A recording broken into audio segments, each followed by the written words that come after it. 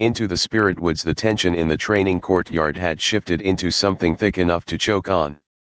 For days the disciples had whispered of something greater than endless drills and bruised knuckles, something beyond the punishing stances that left their thighs quivering and their hands split. Rumor had become the rhythm of the sect, and that morning the rhythm was shattered by truth. Elder Jian himself walked into the courtyard. His robe was a storm cloud, his staff a thunderbolt, and his presence weighed heavier than the mountain on which the sect was carved. Disciples fell to one knee, heads lowered as his gaze swept over them, cool and impenetrable. "You scrape your roots against stone," Elder Jian said, his voice rolling through the courtyard like thunder over distant peaks. "Now we will see if they can find soil to grow." The spirit woods wait. The words were enough to ignite fear and anticipation alike. The spirit woods were forbidden ground. Every disciple knew the stories whispered in dormitories and libraries of beasts that prowled beneath the canopy, creatures fat on chi and sharpened by hunger. Travelers had been found only in pieces when they strayed too deep. To be told they must enter was no drill, no mere test of posture. It was a trial of survival. Murmurs flared like wildfire among the gathered youths until Elder Jian raised a single hand. The air stilled at once. "Tomorrow," he said, "each disciple will hunt within the woods. Bring back proof of your strike, a fang, a claw, or hide, and you may call yourself worthy of the outer sect. Fail, and your path ends here." The words slammed into the disciples like hammer blows. Some went pale, lips trembling as the truth sank in. Others straightened with fierce light in their eyes, hunger mixing with fear. Zhao Ren's lips twisted into a hungry grin, his pride swelling as if the elder's decree had been carved for him alone. Liang felt his breath catch. To face a spirit beast with only the faint ember in his dantian, still fragile and trembling, was either courage or madness.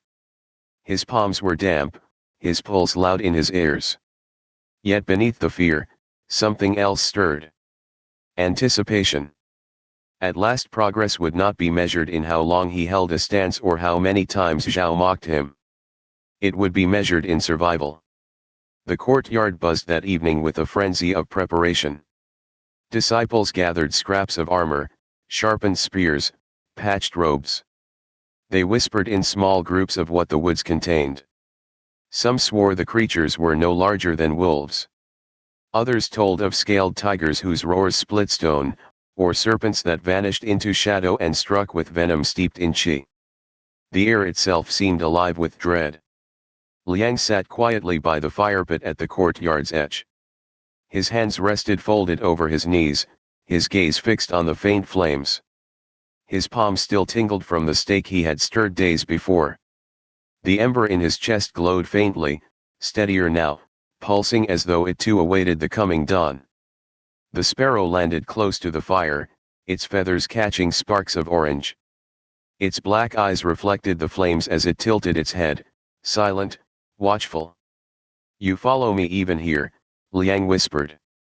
His voice was nearly drowned out by the chatter of disciples all around. "Do you mock me, or guide me?" The bird gave a single chirp, then darted into the night sky, vanishing into the dark as if to urge him onward. Liang's gaze followed it until the shadows swallowed it whole. When the next dawn arrived, the disciples gathered at the forest's edge. The mist hung heavy among the trees, carrying the scent of resin, earth, and something deeper, something that set the skin crawling. Elder Jian stood tall at the boundary, his staff carved with spirals that pulsed faintly with qi. His gaze was merciless as it swept the line of youths. "You enter alone," he said. "The woods do not forgive, nor do I return by sunset, or not at all." The command brooked no protest. One by one the disciples stepped forward. Some strode boldly, spears raised high, determined to show strength. Others hesitated, trembling before forcing unwilling legs forward into the mist. The forest swallowed them all. When his turn came, Liang bowed low to the elder before stepping beneath the canopy. The world shifted at once. Light dimmed, sounds sharpened, shadows deepened into layers upon layers. The air was thick, heavy, filled with a sense of being watched. Every root seemed to coil like a serpent beneath the soil, every branch hung like a claw overhead. The forest breathed, and Liang felt its rhythm press against his own. If you want us to keep making more stories like this, don't forget to like this video and subscribe to Azure Inkblade. Now, back to the chapter. He drew his breath steady, guiding it to the ember in his dantian. Warmth flickered, faint but grounding. His steps were careful, each one deliberate, his senses stretched thin. The silence of the woods was oppressive. Then, a rustle in the underbrush froze him. Leaves shifted. Yellow eyes flared in the gloom. The beast stepped forth on silent paws, a wolf larger than any he had ever imagined, its shoulders reaching his chest, its fur streaked with silver. Its claws shimmered faintly with chi, its breath steaming in the cold air. This was no mere animal. A spirit beast. Liang's heart thundered. His fingers tightened around the staff he had carried from the sect, polished smooth by countless hands before his. He inhaled. Breath rooted him. His stance steadied against the soil. The wolf snarled and leapt, jaws wide. Liang dropped low into falling leaf, arms sweeping wide. Qi stirred faintly, spilling into his limbs. His staff struck across the beast's claws, deflecting the lunge just enough to send him rolling aside. The impact rattled his bones, pain blooming through his ribs, but he was alive. He rolled to his feet, chest heaving, eyes never leaving the beast. It circled now, golden eyes burning. Each step stirred ripples of chi through the air, pressing against him, testing him. Fear gnawed at the edges of his mind, begging him to flee. But he remembered Cai's words, breath is root, form is trunk, chi is leaf. Liang drew a deeper breath, guiding the ember upward. The wolf lunged again, jaws snapping like steel. Liang's arms swept like branches, his breath steady, and this time the chi surged brighter, spilling into his strike. The air shifted. The wolf yelped as Liang's palm connected, its body shoved sideways. It landed hard, snarling in confusion. Its gaze flickered not with hunger now, but with caution. The battle dragged into endless minutes.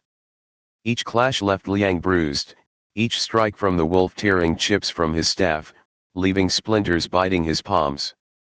His limbs screamed, his lungs burned, yet with every breath the ember grew steadier. The motions of falling leaf became sharper, guided not only by muscle but by the faint thread of chi. Finally the wolf lunged in desperation. Liang sank low, swept wide, and poured every shred of breath and strength into the strike. His exhale tore from his chest, carrying the ember outward in a single, desperate surge. His palm struck the wolf's flank. Chi pulsed outward like a ripple across water, staggering the beast to its knees. The wolf's growl broke into a strangled sound. It shook itself, bleeding from the mouth, then turned and staggered into the shadows, vanishing into the mist of the deeper woods. The silence that followed was deafening.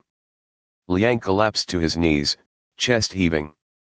Sweat drenched his robe, his arms trembled, his ribs ached with every breath. But he had not fallen. He had faced a spirit beast and survived. On the ground where the wolf had staggered back lay a single silver fang, broken loose in the clash. It gleamed faintly, its surface catching the thin light that pierced the canopy. Proof enough. Liang picked it up with trembling fingers and clutched it to his chest. As he stumbled back through the forest, the air seemed quieter. The shadows no longer pressed so heavily, the ground no longer threatened to snare his steps. It was as if the woods themselves had acknowledged him. When he emerged into the clearing, the sun was already sinking low. Disciples waited, some bloodied and triumphant, others pale and empty-handed. A few had not returned at all. Zhao Ren stood tall, a jagged claw tied to his belt, pride gleaming in his eyes as he sneered at the sight of Liang's battered form. But when Liang lifted the silver fang high, gasps rippled through the gathered disciples. His body was broken, his steps staggered, but in his hand gleamed proof of his survival. Elder Jian's gaze lingered on him, unreadable. Then, for the faintest moment, the corner of his lips curved. Not into a smile, but into the shadow of one. That night, beneath the stars, Liang sat alone with the fang resting in his palm. The ember in his chest glowed brighter than ever, no longer a trembling flicker but a steady flame. The sparrow landed nearby, its feathers silver under starlight, its black eyes reflecting the sky. It did not chirp this time, only watched as though waiting for Liang to understand. Liang tightened his grip around the fang and lifted his gaze toward the endless sky. His body still trembled, but his resolve was carved into stone. The path stretched long and perilous before him. But step by step, breath by breath, he would walk it,